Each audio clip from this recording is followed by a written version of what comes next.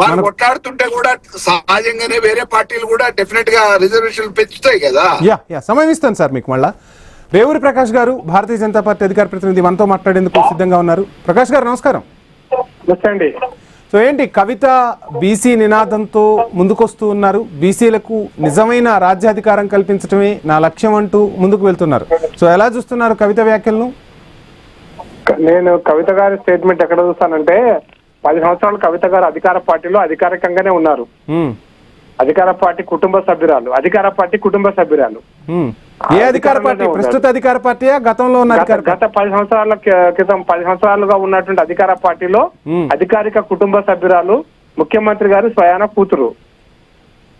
అయినంత మాత్రాన అక్కడ స్టేట్మెంట్ కూడా ఇచ్చారుగా, ఎక్కడ పుట్టటమో నా చేతిలో లేదు కానీ పుట్టిన తర్వాత ఎవరి కోసం పోరాడాలో నా చేతుల్లో ఉంటుందని. అసలు మీరు రాజకీయ రంగ ప్రవేశం జరిగింది ఆ కుటుంబం యొక్క దయాదాక్షిణ్యాలతోటి. రాజకీయ రంగ ప్రవేశం జరిగిందే కేటీఆర్ గారు లేకుంటే కవిత గారు రాజకీయాలు ఎక్కడ ఉన్నారు? అమెరికాలో ఉద్యోగం ఉంది.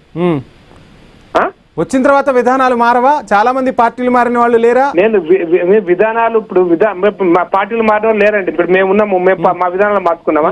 జాతీయవాద సిద్ధాంతం కేసీఆర్ తెలంగాణ కోసం పార్టీ పెట్టారు, తెలంగాణను సాధించారు. నేనేమంటుంటే ఈ అభిప్రాయాలు మార్చుకుంటోళ్ళు, సిద్ధాంతాలు మార్చుకుంటోళ్ళ యొక్క మాటలకు విలువ ఎట్లుంటది అంటున్నా.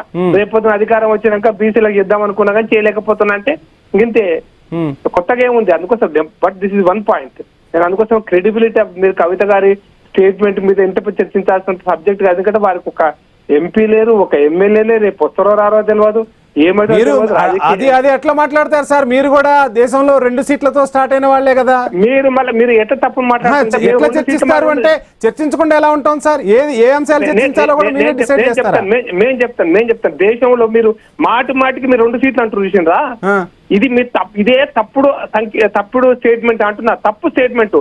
మేము కాంగ్రెస్ పార్టీకి 48% ఓట్లు వస్తాయి. ఆ రోజున మాకు 9% వస్తే the second biggest vote percentage వచ్చిన ఏకైక పార్టీ కాంగ్రెస్ తర్వాత బీజేపీ.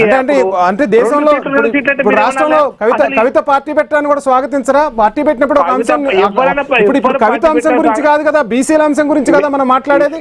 నేను స్వాగతించడం, మీరు కవిత అంశం చెప్పారు కదా, నేను స్వాగతించడం ఎవరు పార్టీ పెట్టి స్వాగతిస్తాం. ఎందుకంటే వాళ్ళ హక్కు అది, వద్దని మేము ఎందుకు అంటాము? నెంబర్ 1. నెంబర్ 2, బీసీల హక్కుల గురించి మాట్లాడుతున్నప్పుడు నేను మళ్ళీ బీసీలకి హక్కులు ఉండాలన్నా ఉండొద్దనే విషయంలో నేను చాలా స్పష్టంగా ఉన్నా. బీసీలకు రిజర్వేషన్స్ ఉన్నాయి, కొనసాగాలి. బీసీ రిజర్వేషన్స్ ఖచ్చితంగా కొనసాగాలి. బీసీలలో చాలా కులాలకు ఇప్పటిదాకా అవకాశం రాలేదు, అవకాశం రావాలి. వాళ్ళ చట్టసభలలో కూడా వాళ్ళు ఆ అవకాశం ఏదైనా పొలిటికల్ పార్టీ ఇస్తే తీసుకోవాలి. పొలిటికల్ పార్టీలు బీసీలకు అవకాశం కల్పించాలి. పొలిటికల్ పార్టీలు ఎన్నుకున్న అధికారంలో ఉన్న ప్రతిపక్షంలో ఉన్న రాజకీయ పార్టీలు ఈ వర్గాల గురించి పూర్తిగా ఆలోచించాలి, బాధ్యత తీసుకోవాలి. మీరు చర్చ ఎందుకు? ఇంకా దాని గురించి 2 ఆలోచన లేదు. కానీ చట్టసభల్లో బీసీలకు రిజర్వేషన్ కావాలా? మరి టీఆర్ఎస్ ఉన్నప్పుడు అదే మాట డిమాండ్ చేసి బయటకు వచ్చితే బాగుండేది. చట్టసభల గురించి మాట్లాడుతున్నప్పుడు చట్టసభల గురించి చేసే అధికారం లేదు. కాబట్టి నేను మళ్ళీ స్పష్టంగా చెప్తున్నా, మీరు బీజేపీకి 2 పార్టీల సీట్లు అనవాకండి. BJP is very clear.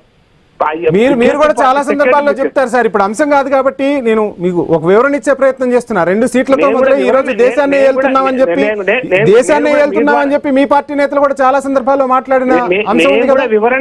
వివరణ ఎందుకు ఇస్తున్నా అంటే సార్, మీ ద్వారా చూస్తున్న వాళ్ళకు కూడా వివరణ నేను ఇవ్వాలి గట్ట నా బాధ్యత కాబట్టి నేను ఎందుకు ఇస్తున్నా అంటే, బీజేపీ సెకండ్ బిగ్గెస్ట్ పర్సెంటేజ్ వచ్చినటువంటి పార్టీ. 2 సీట్లు రాకపోవడం అనేది 2 సీట్ల సంబంధం కాదు.